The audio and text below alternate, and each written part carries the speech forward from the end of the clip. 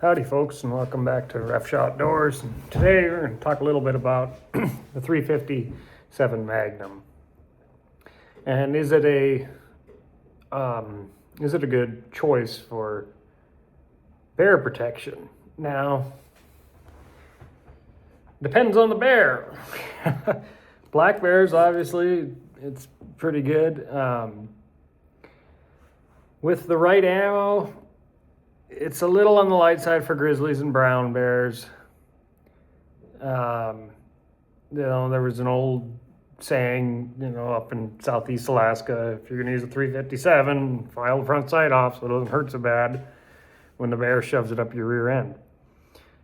Now, I've also heard that some people say that about any handgun for bear defense. I guess, if you're in that camp, you might as well just give up and let the bear eat you at that point. But 357 mag, in my opinion, is a little on the light side for grizzlies and brown bears. Has it been done before? Yes, of course. It's been done. There was an article in Outdoor Life a while ago of someone, I don't know if it was an interior grizzly or if it was a coastal brownie, but they stopped a bear attack with a 38 special. So, but if you have the opportunity, if you're strictly getting a sidearm for bear defense, 357 would not be my first choice. Is it a good caliber? Of course, it's great for a lot of applications. It's just it would not be my choice for the Alaskan backcountry. Or even if I was going up against Western grizzlies, boy, I'd want something a little more. But this is just advertised performance. They never list the Taylor knockout values ever, but I like to figure that out because I think that's a very useful tool in determining performance, especially in a self-defense against bears sidearm. So I came up with a couple different, so here, this is almost like a target load, and it's Fiocchi range dynamics. You can get the stuff real cheap for, in 2026, nothing's cheap, but it's obviously an FMJ, and they call it a truncated cone. I bought a box of this is 45 Colt and shot it all up, and it was fun. But I just kind of, they advertised the muzzle velocity at 1420 on the box. So I had to figure out the muzzle energy. Gave me 635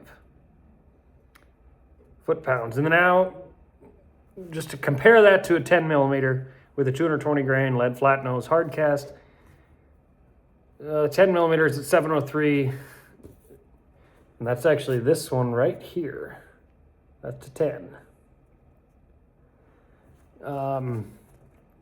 Comparing it to this 357, 635 to 703 on the 10. So, but a Taylor knockout on this of 10.3, 14.8 on the 10. So obviously Taylor knockout quite a bit heavier, quite a bit higher with the 10 millimeter. 10 millimeters going 1,200 feet a second, 357 mag, that one right there, 1420 advertised, and this is advertised too. I gotta test this 10 millimeter with my chronograph, but now let's compare to a 9 millimeter with just TKOs. 10.3 with 9 millimeter with heavy hard cast 8.2, and my hot 45 Colt right here at 17. So kind of weak here. And now next here we got, this is a 158 grain semi-wad cutter. I'm not sure how hard that is, but nice thing about the semi-wad cutter, Keith style, is the big wide flat knee plat on the front. And if you can kind of see now, this 45 Colt, my next batch I'm going to go with the Keith style semi wad cutter, just because you end up with a wider, if you look at like the 10 millimeter here in the 45, this 10 millimeter, the meat plat is like the same as this round nose flat point 45 Colt.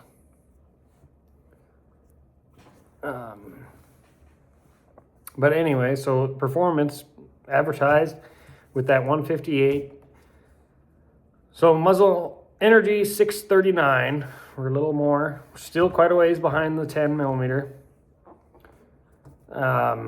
Velocity 1350.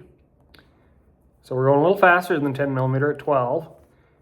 TKO at 10.9. So we're a little bit more than that, but still behind the 10 millimeter at 14.8. So now, and we're just a little bit above the 9 millimeter at 8.2.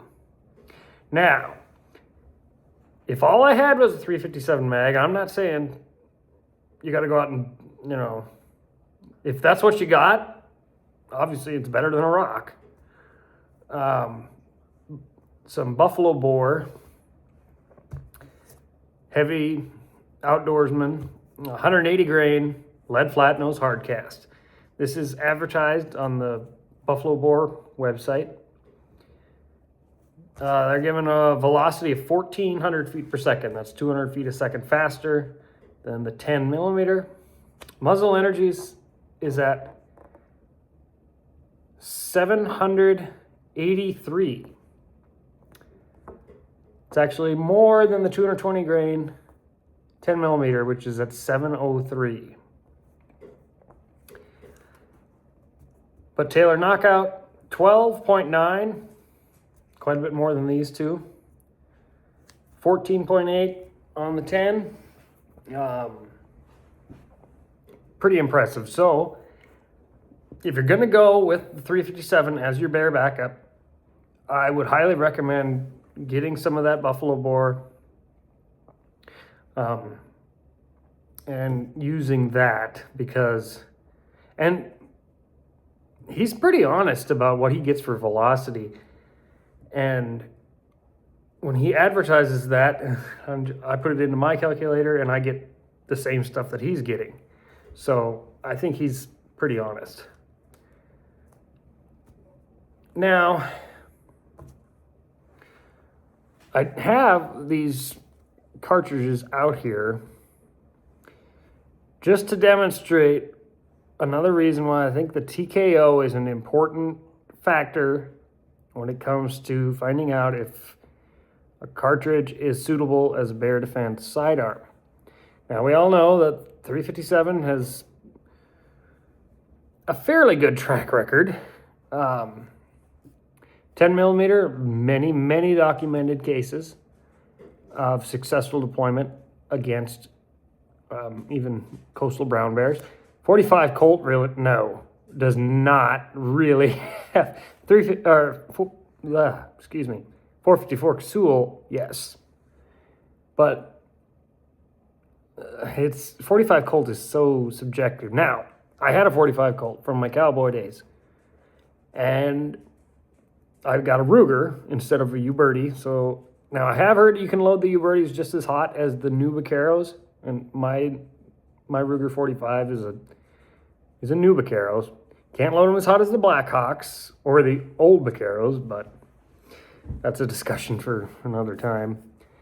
But if we just look at, here's 357 Magnum, here's 45 Colt. This is going a lot slower. Pressures are way lower, especially in factory load. This one's about 19,000 PSI, and I'm not sure exactly what this is on the... Now, standard 45 Colt is 14,000, and this hand load's about 19. But, and then if you look at the, I think I already showed you, but the 10 millimeter to the 45 Colt, this is just a much wider, obviously, chunk of lead. And generally, a wider chunk of lead is going to, well, it'll always give you a higher TKO value, but the problem with the 45 Colt versus any of these is